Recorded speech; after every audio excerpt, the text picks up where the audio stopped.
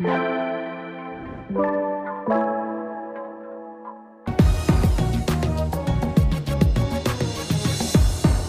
yamu ajo yamu akwaba de aba Adom TV so bra so sia de Adom kase ebrewo na ensema de brewo de mu akotene ebi ene se emrante wa bi a wono ye na de bran eho edwa ene mo edie ne wo de abufuo esre se NDC amanyuko no mpanimfo bi age won sika se nko mo tutu eyeketiche akwan no water krade fa ba bi nanso se amaso a enyanto enyantua yemfo musika emo mo abufuo a mo de tu sa na mo no ye de mu nsem ebremo Strategic Mobilization Limited SML omo ensentwerefo anase omo mranimfo ene ensentwerefo hia ede nsembia to dwa kire se ensemo a special prosecutor ene na so ye betutu dwa no dodo na wo hono a nokre enhyeda enim na Director General da senator no a kire se e ka manfo de senator nyagro no mbetie simani breso na omo agege sansabo no sebe oka anibre so ye ne nsema wodo bi a eja efiri dwadie mu apomden ani gidie afie bekwama ne ene agudie mu na yesi nkonwa a ye de ebremu ne enwumre ye fam na se yampofo gye mientwe homra ne nsem yimi biem emfanso mu yenhye nsem na se mfam free takrade mpotam wo nipa bi a wonmu edi na de bana di dwuma awie eho edwa scrap dealers ne wate ntesu kokko wo kira wo me ndisi amanyoko no ekitafo na mpenifo bi agi sika wo mo nsem a sika ne mu duro so obemu mo tutu keteche na kwanda da no water krade mpotam ba bi omguso eye dwuma no na national security fo bi ba mu a wo mo eba ebetwa dwuma dia wo mo edie so nti enya nto a wo mo kira enya ntua penifo a wo mo je wo mo sika ne hwe na wo mo nsan fa sika no ema wo mo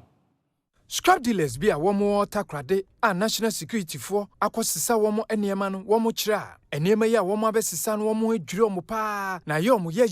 onipa ba ko a woni ensentwofo twetwe nkomo Alhaji Razak wo kire mu a enema ya wo abesisei wo mo tue sika 330 Ghana cedis ediama efie NDC constituency chairman Seidu Adams enunti no eba ne sena sese moaba ebe logo efiri ho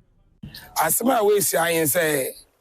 omo regional constituency chairman skachese omo amom scrap bi de omo ntan omo auction na committee bi efi akraba nti omo fi akraba no omo si awu biala eye constituency ewo constituency ma efi de scrap dealer ebetuma atua them amount of sky new currency 330,000 Ghana cedis blana batua no mba mawo nzamane bi constituency chairman of NDC bi mo fi cry since last week Saturday omo ba no musta do mo twetwe man mo rodi ko obiala stop omu na yira yewo constituency ade no ye twa ye scam one na ye be ye dwuma no mo stop ye ndia so omo mma ye nkwane ye dwuma na omo fa ye scam fa maya aye scam no mo tone maya no omo mma ye nkwa ye railways coaches na race na odi the form no so omo mma ye nkwane ye ntwitwa omo fa ye scam fa maya back youth na ye nyina delegates na ye nyina ye dai ye bua no a yeko bank yeka ji loan ye da batue nyama na ka ndemde ye echina ya tue skane wie nda sisi awa ka de ye ba yadwuma nda drement ntem bia since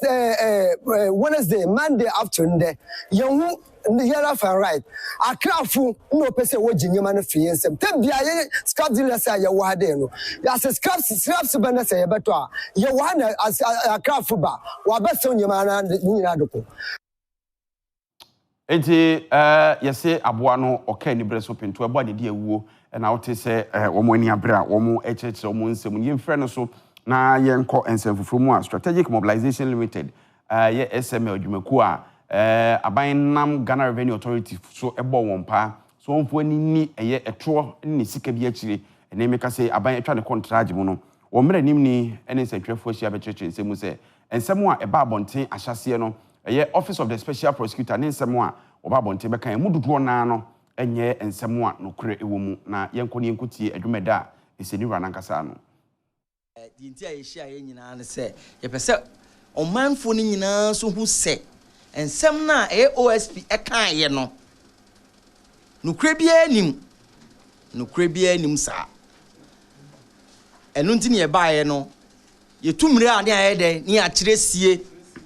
enu nti ye the documents a e kire se omo ana ye adwuma ma wo mo no because the contract na between SML and GRA. And the GRA and SML adwuma de ema omo ankasa atro aba be ema omanfo nyina nso ahu se the OSP kan say SML anya adwuma no enye nokre. Indeed and in fact SML adwuma enti eno na yedi kan apoto SML se do di kan che no yede ye niema no yede ye petition enso akwakodan omampanyin ono na oyo obatan se ono so se OSPC say ni enso say ya ono kwa na betimi ayede ahwem na watimi ahu na de se editor no na de ayede na de ato na oman ni nyina ayede ekan enkoso na ye nyina nso ye de ye hwehwe enti we remain ewo SML nsensem ye mu no wasan de ato edwa akyerem se aban esi obetwa contract ni mu a ye wo eka eni mfidie ni nnuama hodo no matintim ani nyina na contract ni din mu ntie nei wo se wagyejo mu ekudwo osubra ni dia na eho ka ne amane ewo akyiri no aban behwe na watua e dia momo. It's a wholly Ghanaian company dedicated to supporting the state in improving transparency, accuracy and accountability in public revenue administration. SML has from its inception operated under full regulatory visibility, technical validation, and ministerial oversight. A second look at the termination directive. Well, as for our clients, the SML, well, if government chooses to terminate, all we'll just do is, our investment overlay is what government will have to pay us. Okay? If somebody wants their job, the person can, go ahead and take the job. But then they shouldn't seek to tarnish the image of SML in the quest of taking that job. That is what we are definitely not going to allow. It is untrue that Kenoforiata has interest in SML. It's untrue. SML is an independent, it is wholly for Evans Edusei. It's wholly for him. And for a serious investigative organization like the OSP, you do not work with insinuations. You don't say it will appear as if it looks like. You don't work with that. Well, circumstantial evidence, but you see, you have to be, when you're piecing them together, you have to be careful. And then you don't come and run down the person like that. Very kwanchefo a wono na eda SSNIT Social Security and National Insurance Trust ano ne adwumayefo ahomegye mu nsi achiban hyehyede a ewo memo dia todwa se ekabrane amanfo SSNIT no aso ma ye hwe ha cha fe dia odi anibre eba betie sim agege won maka fe so sikatwitwiri dia ya wode ye nyapade ahodo anya opehon faso no ya na ko wie ka ntini nyina so oba behwe na otwitwa so. Director General SSNIT Afrebaini ekopimo ewo Public Accounts Committee womu di tunenim eka eda womu dwumako no eso enya asem ketua leno ana papai edi tudwa se wone ni mpenifo ebetie simontin so na womu di omoka no womu akogini nina. We are very happy with this experience. Parliament is holding all of us accountable on behalf of the people of Ghana. And I think that when such engagements happen, it puts all of us on our toes and ensure that we do what is right and what is proper for the people of Ghana. What I can say is that we have given assurances to the committee and every effort will be made to recover outstanding loans, to recover outstanding amounts, and to drive value in our investment as has been required and asked of us by the members of Parliament. Parliament flagged the numbers involved, the outstanding loans to all those related entities. It's slightly in excess of 1 billion Ghana cedis and 5.8 million USD. Osan edin semfufro etudwa enhihyeya SSNIT ediegu akwam. The assurance is simple. We will continue to invest right. Because with the right investments, we can then get the appropriate returns that we seek to grow how much we pay our pensioners. It was also important for us to scale up and bring in new members because you need more members to support those who have moved into the pension category. Currently, we pay pensions to 257,000 of our members. And our active members who contribute is just about 2.1 million. we are looking at a situation where we quickly scale up on those numbers. And that's what informed our strategy to have co-location with the banks, because that way we are much closer to where people are and they can easily get their contributions done. Yanto asone yanko nsem from penifo sese bekwase na ese adme yanko ne me adwumaku a wonom ne hwema tumi krata edi to from agudie Minerals Commission ene ne wabekasa edi etia nansan ne ye ni subambo ne bia aba obetie yakoto ahya asrafo a eboban ewo eye galamsey etuo ho Environmental Protection Agency penifo a wonu mutu anamo afa shamfa ho nipa bia kodi won tetentete koto ahya omso ne ka ho Minerals Commission akire sesa ne nyina ye ne bone wo se oman a sebe ye chichire na ye de mra na ye mu adwumade ni kwase so sade no eso advocacy kopie odwumade na se yentie nsem no nchire mu. Minerals Commission akasetia omanfo a womokoto hye ye Naimos ene wo mu team so womasan akasafa ye Chief Executive Officer EPA ene nsentwofo a womo ekodi dwuma bi ewo oboase hono nso nipa bonfo a womutu agudie bi ewo kwanbone so ekoto hye woni so. Deputy Chief Executive Officer Minerals Commission Emmanuel Kwamina enyima ede ato omanfo nim se womo enta abani chipa no ntimi enkuntia omanfo womo nam kwan bone so etu galamsey ensabene doso ebe ho meso aba eba ede aka na beto awso yamo akwa ba fe yentoa ensab no eso Ghana mampani Excellency John Dramani Mahama na ose etua yonko ho anye se tuaduam sabe yesu bibi ni abobonu bi abetokoma bi ede amano nene ahunyehi a aman bi te se Jamaica na afei Sudan Cuba wonom akomu na no odene enti oman ekwo a chese ne anuoma betimi aboa wo mo sabre a ho akire wo mo som Ghana city no be se opepe edu na wode ekwo no akwakodom wo mo na eno so etimi aboa mo so enya wonom asomdwe. Omampeni John Dramani Mahama akoye womanfo a womo Jamaica ene Cuba emwa na mwai ne se wode achede sonko kra ena ekoma omanfo yi ebini eye Ghana mui bags awodo 540 esichire boxes awodo mattresses eye pillow a ombeda so cocoa drinks ene chocolate ene achede bebre sa achede omanfo bekaya Cuba ene Jamaica enframa bi abo wo ho ene nso yiri bi eye Hurricane Melissa a etwia fo omanfo esu a wo mo chi omo no eno ana o kira saafo yi wo mo nyi aduane eni na wo mo nso a wo mo ni bibi eda so no wo mo emfa ena so. The devastation in property will run into billions of dollars. And as Honorable Foreign Minister said, Ghana has a tradition of solidarity and compassion. And so in addition to what he referred to with Guinea and Congo, we also extended assistance to Japan by shipping cocoa products to Japan when they had the tsunami at that time. And so there's another gesture. 3 countries are going to benefit: Jamaica, which is the hardest hit, and then Cuba, but also our colleagues in Sudan. Wasan dia tu nkrofo fo awodo anim se wonya omanfo emmoa. And so we all witnessed recently Al-Fashir, when the RSF went in there. A lot of people were killed, a lot of people were displaced, and those people are in camps that are being run by the Red Cross. And so even though Ghana's contribution would not resolve the humanitarian suffering that is going on, we believe that if every country contributes its quota, we can help to alleviate, what is happening in these places. These humanitarian...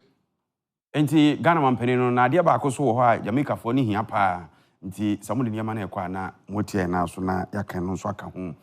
CDD Ghana na afei Star Ghana Foundation akatam abachire mu a wo kira wono mo ehwe ayi apabi asi ho ma mamfo atimi e de adwenkyira ba nkan kasabere a ye suesu adwene e de arese bitima ye nsakramu e wo ye mereku ne constitution mu na sa adwumadie na ofference ntwefo kirikiri mu o se beboa pa ama obia a opeso kire na adwene bibi opeso susuo efa ye mra kunni ho no obetimi e de ato bedwasrede. Center for Democratic Development Ghana CDD ene Star Ghana Foundation ene Democracy Hub emwa womonye free ye Foreign Commonwealth ene Development Office FCDO akopa hontuma civil society organizations platform BFA ye constitution reform Jumedi Akosono, Director of Policy Engagement and Partnership, CDD Ghana, Dr. Kojo Pompuni, any Adom News in Central for Chichun Common, what in Chiremuse and a tuja. We are say yenya friends UK4 and omoboy kakrakra, but we know obia say constitutional problem you perceive a change. Na hwan na on first camera na adwuma ase ye communities ase ye corner de hwan na beboa na waye say 10 cities bi na obetimi ya contribute na yentimi nkonko educating kofo no mo so mo say ka say referendum oba nya afi na ye be ka say political parties then enko mobilizing kofo until Ghana for have to own it. It's very soon you be launch appeal for funds. Convener Emma Democracy Hub Oliver Bakau Vomawo enso den sem say to dwafa ade ba ko Ghana for esufre say baby bia for a constitution I know the emfa ho party crowd be vote man the constitution assembly the ade ha obia nti say yen abekan ye ho abom na ye pekonya se na ye betimi I'm making sure say some of the report recommendations neba yen hwe ema ne nko say last time the na ankosi agano yin nyina betimi de yensa som yin nyina betimi ahwe ma na ko nim no na ne ye fro bibia say wo district o say wo baby o ye de ba o mpeso aso say ye pe grofo be volunteer ye be call door to door ye be community ye kra loudspeaker ye bo hu dehuro say obi amra na constitution yen hwe na change am pese mo de ba no e be dia bo yin nyina no ne nyina ya de platform ye ho oko emfimfi mantemu a asodwe basomkuo National Peace Council ne fa wo one more church for penny Yura Charles or Henry Amwa and the other ready to penny for say we are sintesu nko anante ye fa ye funu pan so nsha benti sikane mwani akadia onu be hia say Peace Council die tro na mo beboa na wanantim ahye na fe aboama asomdwe ho nsema gina ne naso abribia no abanhwe na omo obi workshop a womo man central for ewoti ana bebe to dwa se ho behia pa se ahyen ene sika ebeboa community no ama womo nkita hudie nsem akonenim no eyade ebeboa pa ama ahemfo manso ayekoso no Executive Secretary Emma National Peace Council Charles Ohene Amoa ene de sansemi tudwa sepa ye funding as a resource be yejuma ya na enta machine se me pen se ne ko focus do election no mti enkan I go tell the ban say normally do election na donors abemu abe support here ban say it you call e be a chance se me election ni ho no mo a wo say sad no ko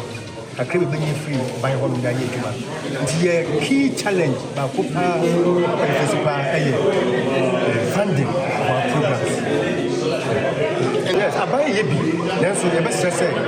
Only move any good and train your sister. And every bring everyone this council. I'm going to have baby. I say, I will be as a video at your cars. You can get our car. Because sometimes you want to see a problem. Oti Regional Director Paul Okono Opoti ene empeniphobia woman so count in same say tudwa. Other public institutions that we work with, as well as the civil society organizations, even private organizations, they can support the government to support the Peace Council through the Peace Fund that was set up. If we are able to have enough resources in that Peace Fund, Peace Council will be able to perform its role effectively as expected of us. Even that notwithstanding, especially in the northern sector. We're calling on the corporate Ghana to support the work that we do. I mean, stakeholders in these peace building activities are always welcome. So we open our doors to any even individuals. Besa twa ho abaye ba ededi aka ne beto aso. Ya mo akwaba fe yemo nwura pomden mu na yekọ apomden mu ensem a boafo pa apomden enhyehyede a wode ehyehyɛ so efa se ye nantimu ye nhwe omanfo ewidie mu hwe yare ahintam no ne ho keka ho no wode abawieye a okodi djuma soronko e o madina dwakesiem na yenko hwe se disi koye Enterprise Lives boafopa apomuden akoye screening soronko kra amadwedifo e wo madina enya asem ketwa abra omanfo edu madina no edwedifo eboje omo so pa ebini breast screening, blood pressure, hepatitis B, vaccination, any the account. Senior manager, inclusive insurance, enterprise life. Rachel Abbey, Edin Semse Tuja. Afi ya adwen say ya beko mmia enum market enum into ya for different regions na wo Ghana na ehwe central point a ye betimi akọ amanipa na etimi aba ye di kan ye certificate Kumase into ye ko Kumase ye fi Kumase ene ye to aso ko Bogoso ye fi Bogoso ye to aso ko du Techiman na che say ya make sure say ya ko ba bia ene ye fi Techiman na ya ba Nkran into Nkran ha no ye di kan ko Kaswa market new market nene na otwemienu ene ya ba Madina for afi we there Madina na ye the last stop next year ye besan ye biom ni start efi north na ya ba down to the south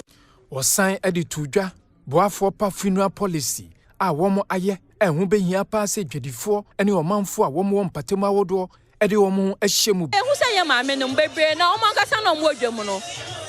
omankasa omo fie ko enim be 50 55 it uka sene maame 70 dia na chese o mpese ode ne maame ne beto so enu ntu ne yatwe age ni makwa akosi 85 years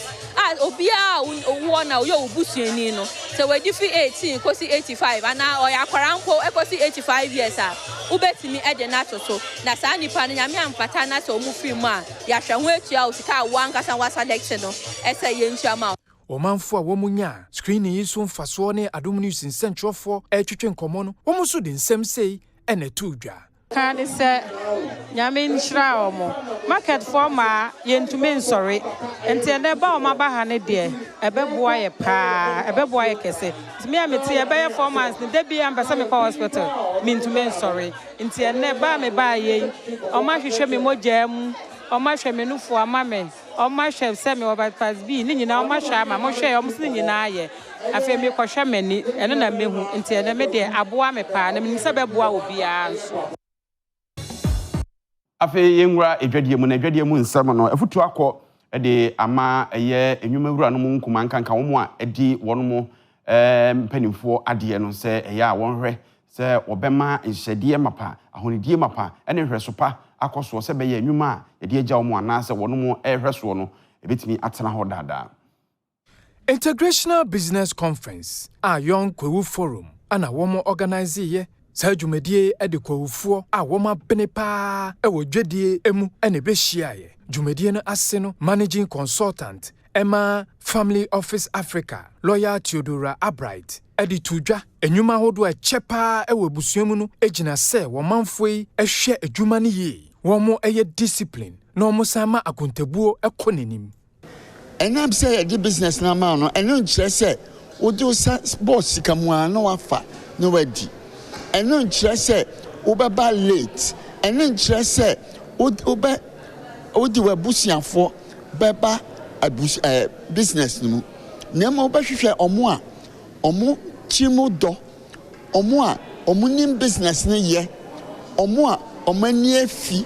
omo di nyansa beba bebo wo ban na business no akoso because business there enkoso krobia so ekoso no enkoso wo ho no ohwa ubehu se business family business and dey enkoso no eba Chairman Emma Young Kwewu Forum Yimano say in team enso edi tudwa modern bo a womo beye edi aboa emebunu a womo ye entrepreneurs a womo ye kwawufo se ne womo nso betimi abom ho modern ama womo enwuma akonenim. We are thinking of the future of Kwewu, the future of Young Kwewu Forum, the future of the legacy. And that future can only happen if we have certain plans in place. And those type of plans are, and this event we're having today is an example of such plans called the Intergenerational Business Planning Conference. Now, what is the Intergenerational Business Conference? Now, it really is talking about how can you, the founder, or you, the second generation taking over, transition the business to the point where it can succeed you and your children that come after you. So as you heard Madam Abnor say Poku and then Mr. Theodore Albright speak today, it really comes down to certain key policies and tactics that you can employ to ensure that your business outlasts you. Esan emo akwa ba ebre edu se media ko kinsim anse me bro medina dunyameba Bernard Padibotwe Shasim Fiwafu B20 and 20 Toja O Benin na yemba akense na Toja na Ghana any host nation Benin at the first match Toja na kense ne ba na wie no na Ghana Black Princesses ache the Benin for natural abome come you know when team Madarak yes no ene kopie mo na ene fanchen senfu for nyamnya dum na dum le ya kwesi ada ya super clash our cross posted on 4 p.m. House of Folk any Kumase Asante Kotoko na be pem so na head coach Edema Kotoko Karimzito Kabuteri Toja say born a win any woman no and because as I told them before the beginning of the league that our main objective is to win the league, to win the knockout and everything. And since we are out, how are we going to be consistent? Consistency goes with quality, as we all know, and you can't be consistent without qualifying to play the champion or the CAF. So our objective is to go and beat us. That's all. They say all of a sudden you have been called to your national team. I think it's but also we miss him. Understand me? But that's why we don't register only one goalkeeper. We register about 3 of them. So the rest of the 2. I don't know the source of say Kamara ya friend or Guinea national team. No, umusa ya ni yayi and so no goalkeepers omo ya pab no me jinimo ade makotoko na and the nations anywhere boy 1-1 and no any the copy mo first game. Yan share other matches no say na be over the weekend na yan fan Emma na odan we need vision any 11 wonders and the pem so na aduana any mediama and the pem so na Pando out of Lions the Bobolejo boys and the Brokum Chelsea so the pem so na Basake Holy Stars and the BNI Gold Stars so the pem so na Karela United Dreams FC Samates 1996 and Israel Draw Blacks so Zioza and so the Pems now Young Apostles became United of course Phobia has to folk and Kumase Asante Kotoko a match of the week say super clash and Basu Nyame Adoma kwesi ada 4 p.m. in DHE pa de beto from Biano yemfa enkamaha and Ebamam kwanam there we can say no ensemesimi dina de Nyame pa Bernard Padibotwe